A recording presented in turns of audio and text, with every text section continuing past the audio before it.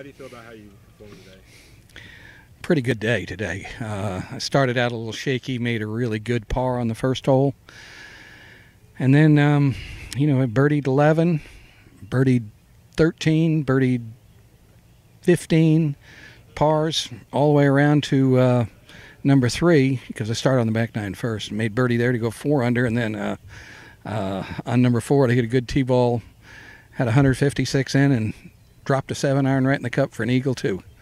And then followed that with a couple pars, and then finally made a bogey on number 7. But was fortunate enough I had about a 3-footer for birdie on 8 and about a 5-footer for birdie on 9. Both of them went in.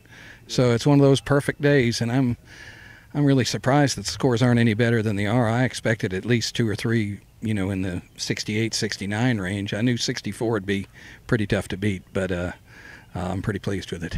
Yeah, you mentioned the birdies. You mentioned you made a lot. Do you think you left any out there? Think you could have converted it? Well, you always could have more go in. I mean, I had a few lip out, but let me tell you, with 64, you don't ever complain.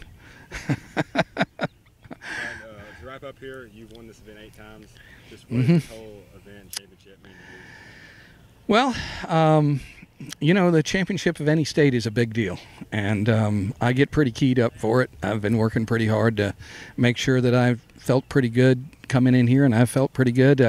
One thing I did a little different is I switched putters today, which is very unusual for me. I usually don't ever switch, during the season. I'll mess around in the off season, but during the season I usually don't quit. But I had a playoff today before we teed off, and the new putter won, and I'm glad I chose it. So it was a good day putting. Awesome.